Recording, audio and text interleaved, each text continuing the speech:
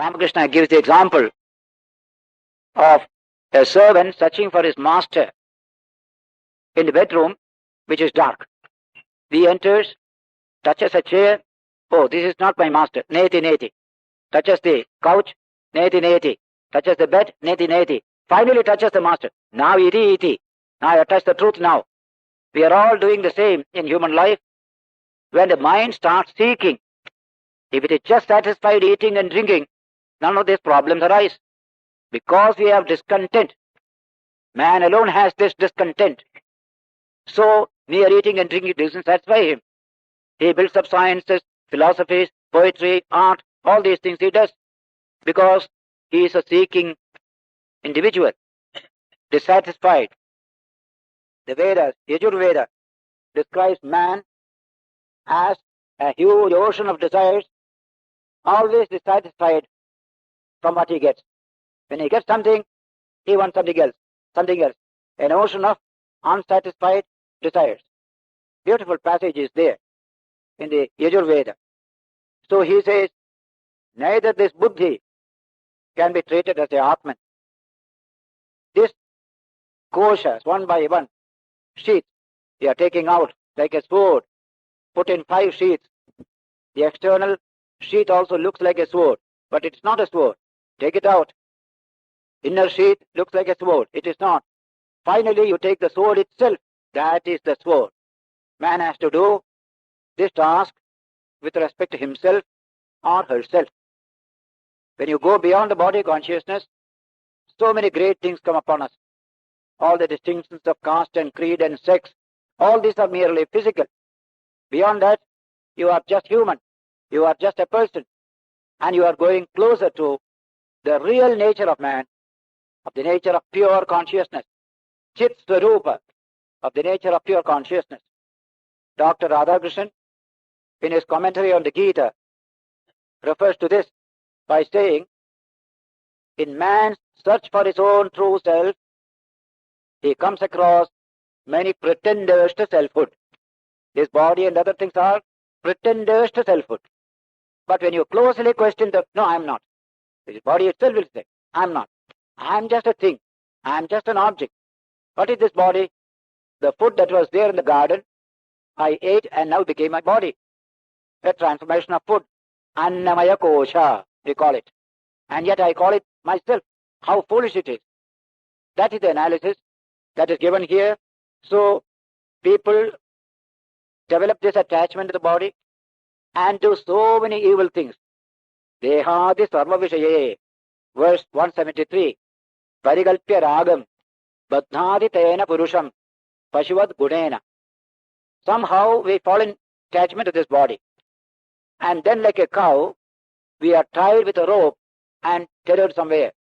The guna is the word for rope in Sanskrit. Guna also means sattva, rajas, tamas, gunas. So this man is tied to these gunas. All his freedom is restricted thereby. Then when you develop dispassion, no, that cannot be my nature. Then we slowly awaken to the truth. I am something else. I must discover what is that something else, and I go deeper. Then I come across prana, bioenergy. Then I come across psychic energy. These are all objects. They are not the subject. They are not the self. They are all not self. Having said all this, towards the end, in this particular section, Shankaracharya says, all this is not self. From this body up to this buddhi, all this is not self, including the pranas, etc. This, when you realize, you begin to ask, then what is the true self? When you negate all this, that is a very ticklish problem discussed here. It comes in all philosophy. Somewhere, when you negate all these objects, what you get is a zero. There is nothing else. If you negate all manifestations, what remains is zero. Nothing else is there. What we call in philosophy, nihilism. This is the point where there is a possibility for nihilism to come in. That is averted by extremely careful study, careful investigation in Vedanta. What you get is fullness of being, not negation. If all the waves of the ocean subside, ocean waves have various forms, various names, various sizes, and you deal with them. But when all the waves subside, everything is lost. Suppose you say, no, the ocean is still there. These were only changing forms and names. Similarly, with respect to this wonderful reality, you deny and negate all that you have superimposed upon it. Then what happens? What was there is always there. But it is not something that can be brought into limitations of speech and thought, limitations of time and space. We call it either nothing or everything. Both are the true there. It is nothing, it is true. It is everything, it is true. That is the nature of this final truth regarding man. The infinite is described as a zero. Zero has a tremendous value. Today we realize zero is not nothing, it is everything.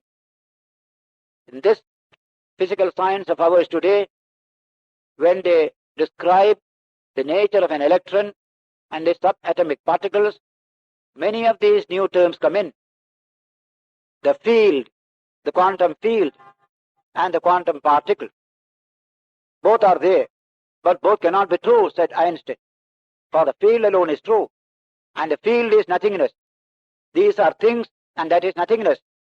And nothingness is all thingness, is the language used. The word is the void, V-O-I-D, the void.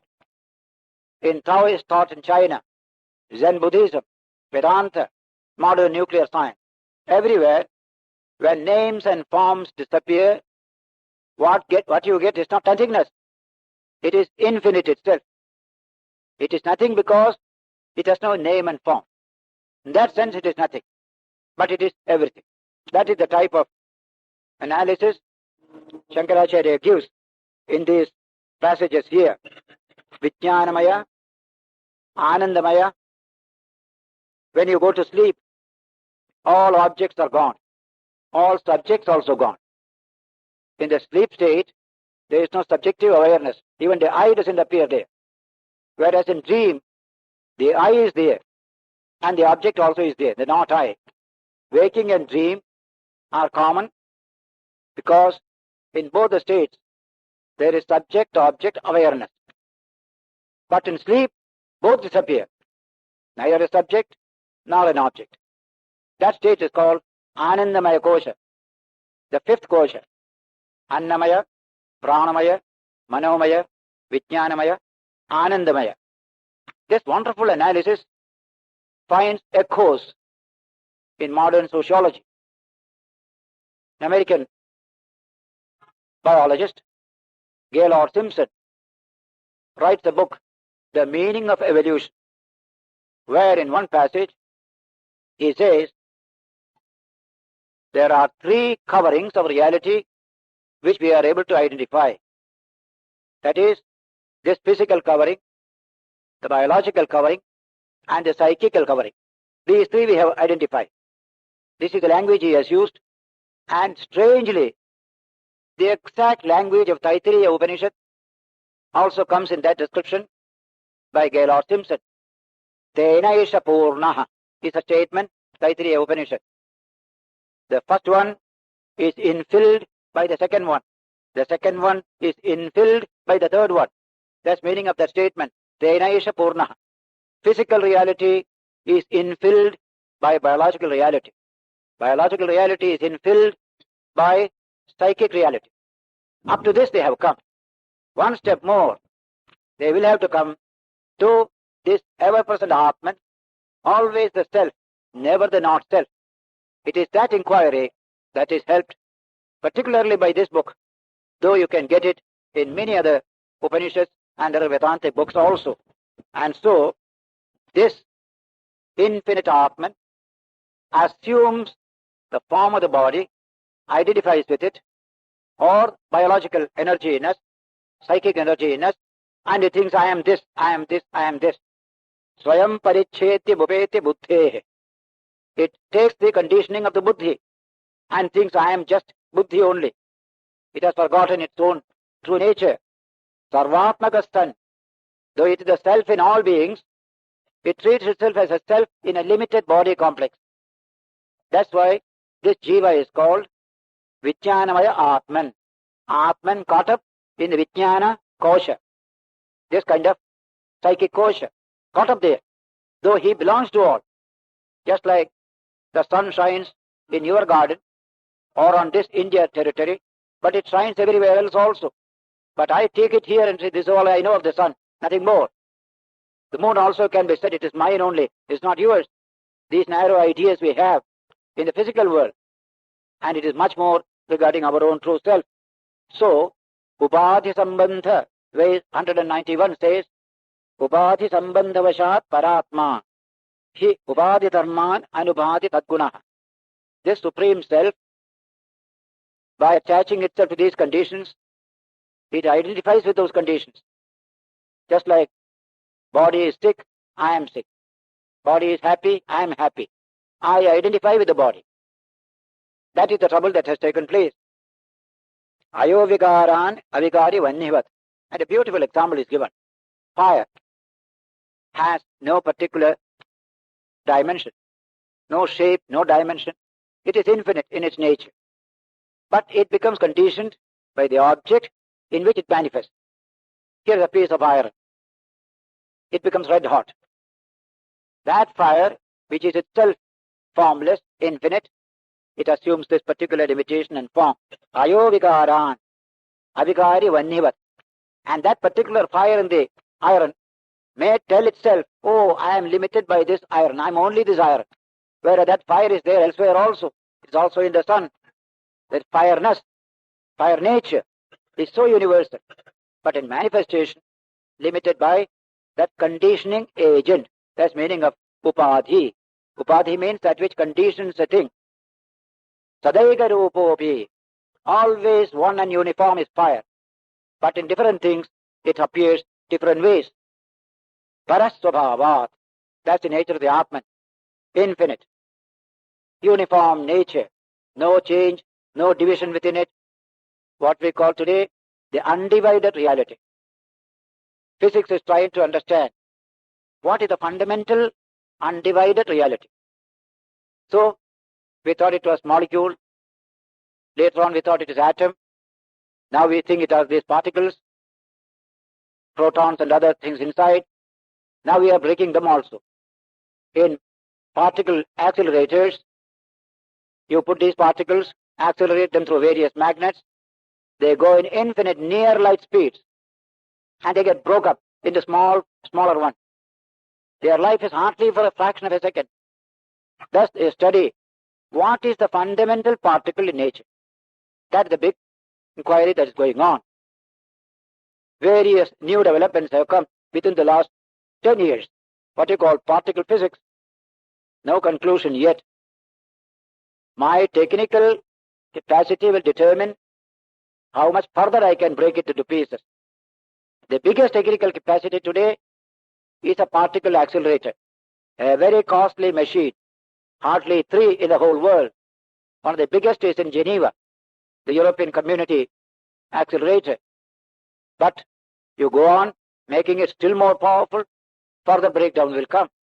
Vedanta merely says, in the world of the object, there is nothing indivisible. Everything is divisible. The really undivided is only the self. Akhanda Satchidananda Swarup. Matter can never be undivided. At a certain stage, you stop and say it is undivided. If you can go deeper, it will become divided again. Because no drishyam, no object can be undivided. That is the challenge of Vedanta. If there is anything undivided, it is pure consciousness. That alone is undivided. Avibhaktam vibhakteshu vibhaktam ivacha sthitam, the Gita said. This pure consciousness is undivided in things apparently divided. That's the language.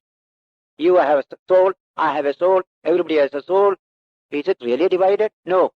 It looks like divided through division of things. Like a sun manifesting in one pot, one sun. Then 10 pots, 10 suns. Million pots, million suns. There is only one sun, but a conditioning agent makes it separate. This concept of the unity and indivisibility of consciousness, which is central in Vedanta, is appealing to nuclear scientists today. One of them, Schrödinger, Erwin Schrödinger, specially mentions it.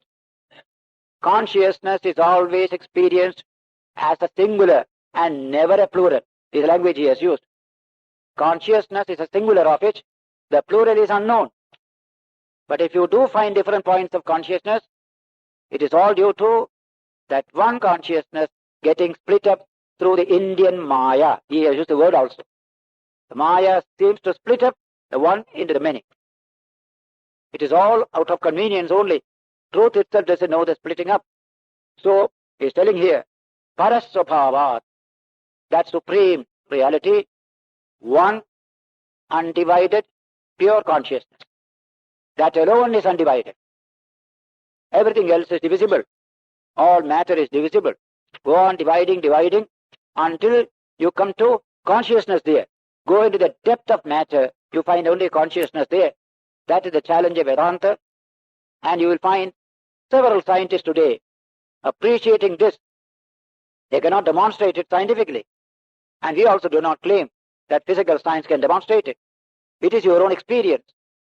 You will be able to realize it for yourself. One infinite Atman, Ekameva, Advitiyam, Brahma, Shivam, Advaitam, Chaturtham Manyante. Mandukya Karika said that this Atman that shines through all the three states of waking, dream and sleep, we call it the fourth. Really it is not the fourth. In respect to the three, it is the fourth. But it is there in the waking. It is there in the dream. It is there in the sleep. It is the witness of all the three states. That is the pure consciousness, which is called Shivam, the most auspicious. Advaitam, non-dual. That is the nature of this Atman. The Chaturtham, the fourth, the Turiya. Mandukya describes it like this.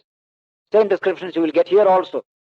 When he said, when the Guru said this, when you eliminate all this conditioning, you eliminate. Then you realize your true form. The disciple got an opportunity to put a question. Here, after a long time, the disciple is speaking. He had finished in the beginning itself putting his question. Afterwards he has never uttered. He was listening to the beautiful exposition. Here a difficult situation came. He wanted a clarification. Now you are hearing that clarification. Verse 192. Brahmena pyanyathavāpi vastu jivabhava paratmanaha tadupadher anaditvat na anadir nashayishyate. Very acute observation. Vedanta means extreme subtlety of thinking. That's what you get when you train yourself in physical science. From gross to subtle, the mind develops the capacity to detect and understand subtler and subtler dimensions of nature. And today's nuclear science has come to a point where whatever matter can reveal, you get the subtlest dimension in nuclear science. In today's genetics also, dealing with the cell, you get the same subtlety, extremely subtle, but it is still at the molecular level, unlike physics, which is a nuclear level. If biology can go beyond the molecular level to atomistic and finally nuclear dimension, what will be revealed, we cannot predict today. Whatever Vedanta has been upholding all the time will become revealed more and more. It's all pure consciousness. Slowly it is coming. Physics became revolutionized when Clerk Maxwell discovered the field, the energy field, electromagnetic field. That field theory has revolutionized the whole concept of energy in physics. Then comes nuclear science, quantum field, still more revolutionary. Things have no value here. Field is everything. What a wonderful idea. An identical change came in Vedanta, dealing with things, dealing with individual human beings, individual items. Finally, it became reduced to field of experience, anubhava. That is the field. Of it, these are merely bubbles. One infinite ocean of pure existence, pure consciousness and bliss. Out of it, these are merely bubbles here and there. One of the stages, the Ashtavakra, in his Ashtavakra Gita, has this audacious statement. What is all this immense universe? A little bubble in the ocean, which is my true nature, I am. Mayananta Mahambodho, Bahudha Vishwavichayah, Udyanti Nandi Khelanti, Pravishanti Subhavatah. See the audacity of the statement. Real I is the infinite ocean of consciousness, in which a few universes rise like a wave, play for some time and disappear. I am that. What can be more audacious than this? That is why physics is tending in that direction. Something infinite is looming large. But by physical methods, you can never go to that direction. But they indicate that is the way to go. That's the way to go. Something infinite is coming. Consciousness itself is entering into the field of physical inquiry. Therefore, a new development is going to come. And Vedanta has already walked over that road and discovered the truth about consciousness. One, non-dual, undivided, akhanda. When we speak of God in Vedantic language, we mean this pure consciousness. That Chit Sarupa, that's the nature of God. In Shakti language, Tantric language, we say that Chinmayi Shakti, Parashakti. What is she? Chinmayi, of the nature of pure consciousness. Its condensation is the world. Its condensation is this body. Its condensation is everything in this world. That is a wonderful unifying vision that India developed ages ago.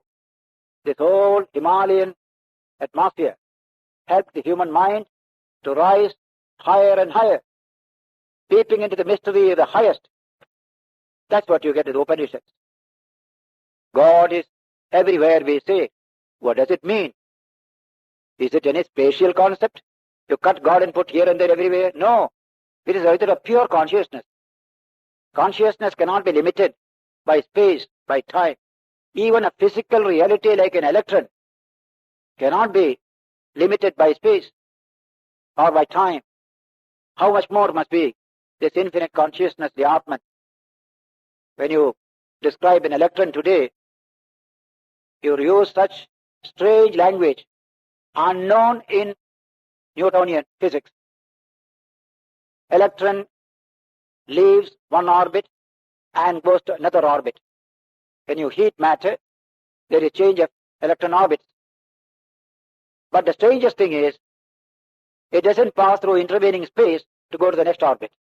It disappears here, appears there. What a strange behavior.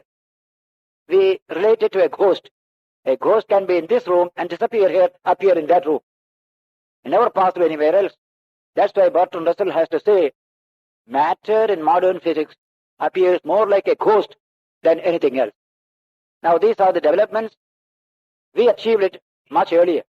This spatial limitation, this gross way of thinking, we transcended long ago. That's why you are far away, I am far away, still my heart can pulse and become one with you. You don't need any spatial connection. The more subtle your development, the more you are able to establish relationship with people living far away from you. Without speech even, you can live together, yet your heart is one. That's a deepening of human awareness. That is human evolution. From tamas, we go to rajas. Rajas to sattva. That is extremely subtle level of experience. So the word God is everywhere. In all religion we have expressed it. But what does it mean? American President Abraham Lincoln gave a beautiful speech. Farewell to his native place, Springfield, when he was elected President of America and had to go to Washington. That farewell speech, this beautiful sentiment occurs. I am to leave you to take up my duties in Washington. I have lived in this town for 8 years. I have reared my children here. 1 or 2 of them are dead and lying here. But now I have to leave you. Duty calls me to Washington. Then comes this wonderful sentence, commending all of you to the care of him who can remain with you and yet go with me to Washington. I take leave of you, he said. That's beautiful. God can go with me and remain with you. What's the nature of that God? We may say theologically there is a God. It is Vedanta that gives you the insight into this wonderful quality. Anything above space and time limitation is everywhere. There is no location. Where is it located? You cannot ask. But you may use it for temporary purposes. Well, Atman is located in my body, I can say. God is located in my body, I can say. Somebody else also will say. But don't quarrel with him. No, he's only with me, not with you. That is our misfortune. The moon is only my moon, not your moon. No, moon is everybody's moon. So Ramakrishna said, Sagale, Chan Mama, Sagaler Mama. Uncle Moon is everybody's uncle.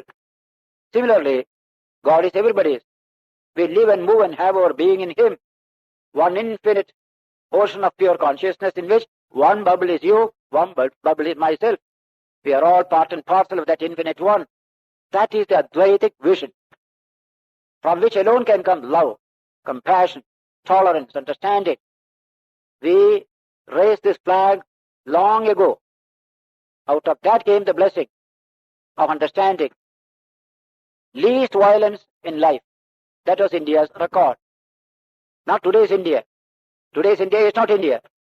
It has not discovered itself yet. But this wonderful quality of oneness,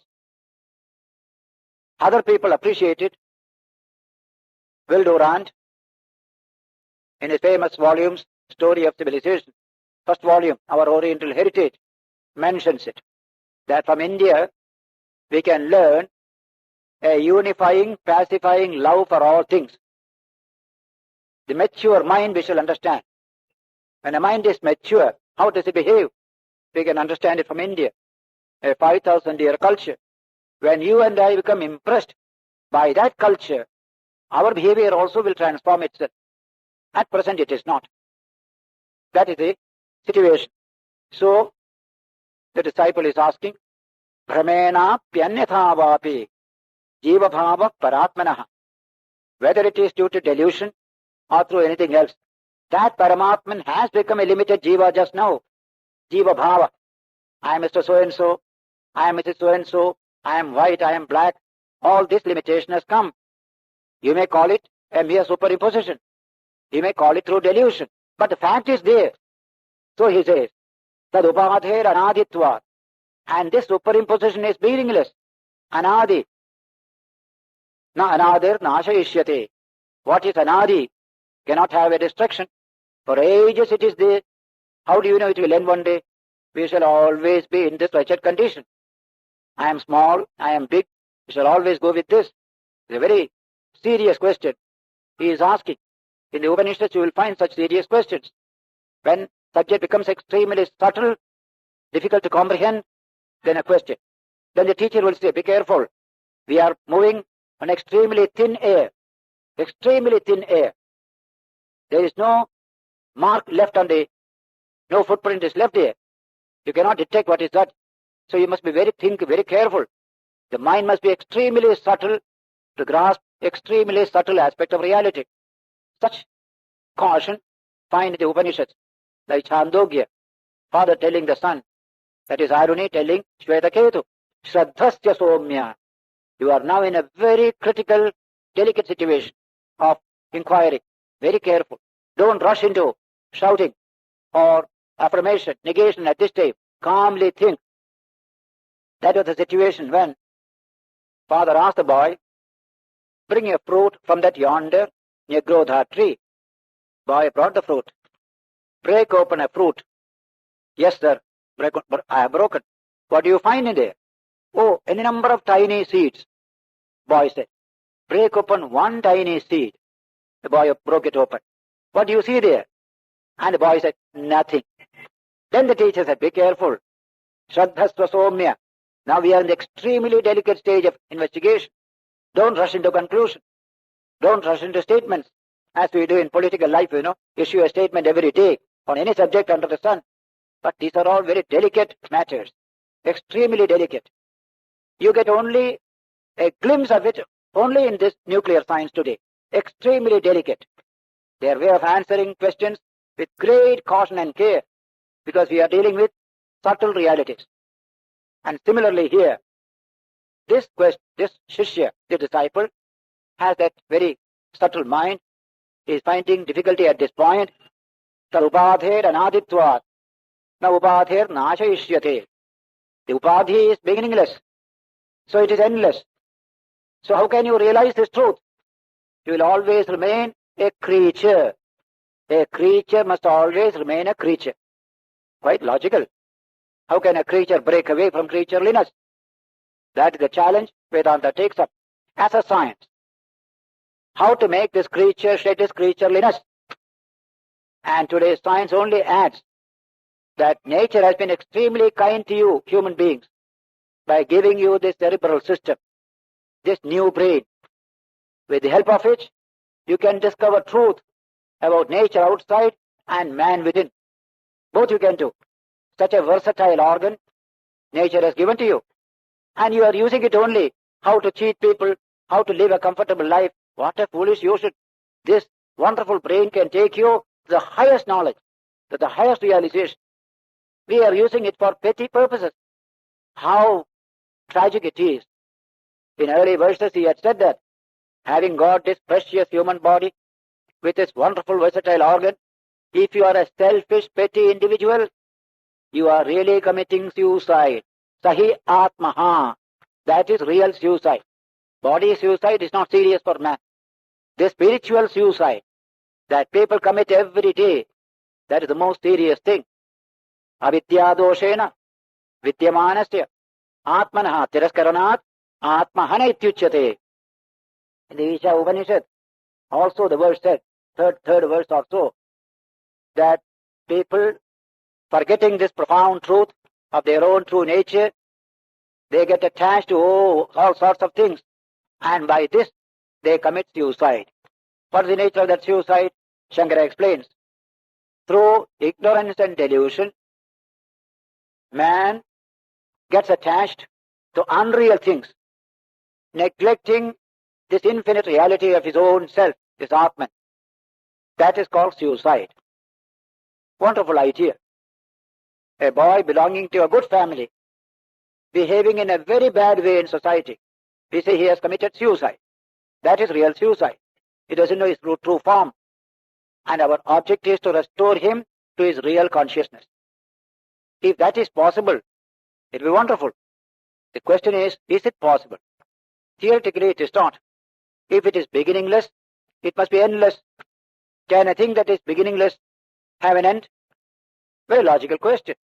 So, he puts it more clarification in the next verse. Atostya jiva bhavobhi nitya bhavati samsrutihi na nivartena tan moksha katham me Sri Guru vada. Therefore, his jiva bhava, his creatureliness, that he is a limited soul, limited to a body, nitya bhavati samsrutihi, it can never go, and therefore samsara remains perpetual. There is no end of samsara. No end of creatureliness is possible. Nanivarteta. Therefore, tan moksha katham me Sri Guru bhava. How can you get moksha then? How can you get liberation? How can you realize this infinite truth? That is the most beautiful question, meaningful, significant question that the student has asked on behalf of all of us. This reply is a crucial subject in philosophy. Otherwise there is nihilism. Everything is denied. Mere emptiness is there.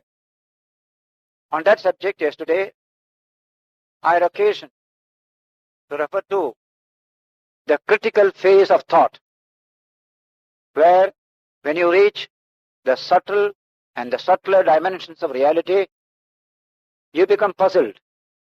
Whatever familiar landmarks are not there. And we think everything is gone. Everything is destroyed. There is nothingness in the end. That is corrected in Vedanta. In fact, that is the highest level of Vedantic realization. You get it in the Upanishads.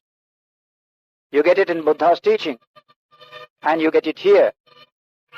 So, if all these various sheaths are there, we are caught up in that sheath.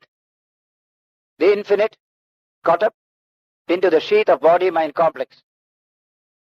And you become a creature, a jiva, as I said yesterday.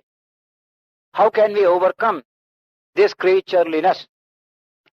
Because it is beginningless. This avidya, or ignorance or delusion, that you are small, that we are only this body, that we are limited by this and that, this is a beginningless experience. Anadi, we call it.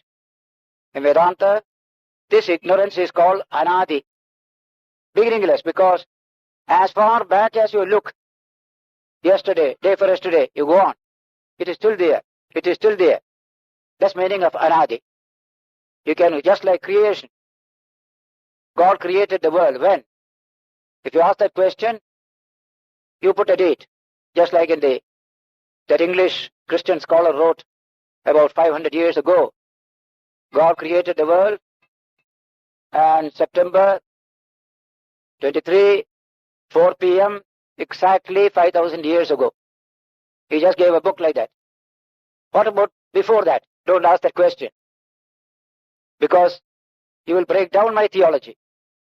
So when you deal with time, you are dealing with an infinite past and an infinite future.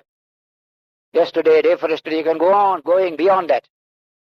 Bertrand Russell refers to his little child whom he was teaching, asking questions. He will speak about history. 100 years ago this happened. 200 years ago this happened. And he was telling about Julius Caesar, Alexander. Every time the child is asking the question, what was I doing at that time, father? Please tell me. He was also there. It looks like that.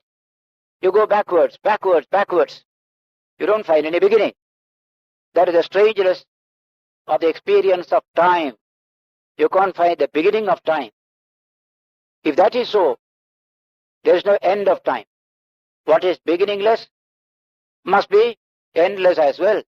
So this creatureliness in which you and I find ourselves, this is beginningless. If so, it is endless. Then where is liberation? When do you realize your own true nature? It is impossible. That is the question the disciple asked, which I referred to last evening. Atosya jiva bhavopi nitya bhavati samsrutihi. This jiva bhava, this being a limited soul, limited by body-mind complex, and the samsara, the creatureliness that you have, nitya, it becomes eternal. Nanavarteta. Then where is moksha? Where is liberation? Possibility for it? That is a very serious question. We are a creature, and we feel we are a creature. How can we get rid of this? It is beginningless, therefore it is endless. Now Shankara gives the answer. The teacher gives the answer. Guru Ruvacha. The Guru replies. In these spiritual matters, what an amount of profound philosophy, profound thinking comes into the picture. It's not a question of a few do's and don'ts in theology and religion, and the matter is over. But this is deep thinking. That's why, as I said yesterday, great scientific minds today, when they hear this, they feel fascinated. These are the problems troubling physical science today. Problem of space, problem of time, problem of causality. These are all important problems. Vedanta has discussed it, thrown light on it. It has seen what is beyond all this. Time, space, causality makes for relativity. Whatever is subject to time, subject to space, subject to causality. That falls in the world of relativity. We want to know what is above the relative level. What is the absolute? That daring mind you had in this country ages ago. That daring mind is coming at the higher reaches of science today. When you read books of Heisenberg and others, what daring minds they have. That you can see today. So the answer, the Guru is telling, Samyak prishtam tvaya vidvan savadhanena tachrunu pramaniki na bhavati prantya mohita kalpana. Says, you have questioned me very, very beautifully, properly. Samyak prishtam. He appreciates the student. You have put a very serious question, very subtle question. Says, Savadhanena tachrunu. Please listen to me carefully when I reply to it. And he addresses the student as Vidwan. You are a learned, wise man. To come to this philosophy, even as a student, you need a lot of knowledge. It is said about our great university of Nalanda from 12th century to 12th, from 2nd century to 12th century, a big university there with 5,000 professors, 10,000 students from all over Southeast Asia, Mongolia, and Northwest India. That was a remarkable institution. Huan Song, the Chinese visitor, has given a description of that university. It is in near Patna. There, the professor who sits at the gate, the student who wants to join the university must discuss with the professor at the gate first, the gateman. If he recommends, he will be sent further. He can join here. He was a very learned man, sitting at the gate also. That is kind of a student of deep thinking. Only can come to this kind of understanding. So he is praising the student. Satyamuktam tvaya vidvan. Hey vidvan, you have spoken truly. The Panos is it. Listen to me as I am giving you answer to this question.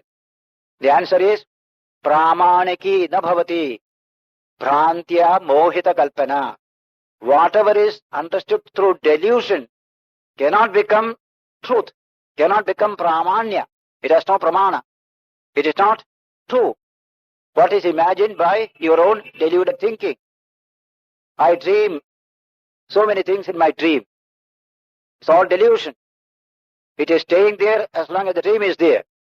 Then it will not be there. Similarly, in our various delusions we have. Suppose I am suffering from mental ailment. I get certain delusions. There are patients in a hospital who will say, I am the Queen of England. I am the king of such and such a country. They will be saying that. They are all deluded at that time. The doctor's work is to remove that delusion so that he may know the truth about himself. So what is called deluded understanding is not pramaniki, cannot stand investigation as truth. That's meaning of pramana. Investigation must reveal the truth of a thing. That whole process is called pramana, evidence as we call it. You say something, what is the evidence?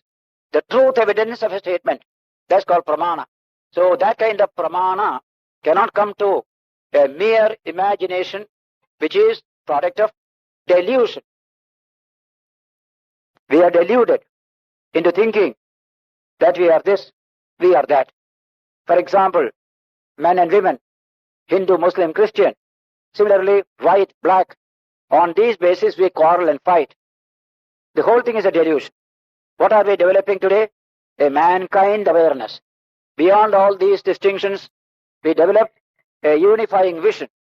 Mankind awareness, out of which comes sympathy, understanding. All this is coming. Similarly, whenever this delusion, all sorts of peculiar ideas come to us. I am this, I am that. Others also are treated in the same way. So a delusive world you build up and say this is true. But when you prick it, the whole thing collapses. So pramaniki na bhavati. Bhrantya, mohita, kalpana. Moha means delusion. Bhranti also means delusion. Kalpana is imagination. I imagine I am this, I am that, I am that. In a mental hospital,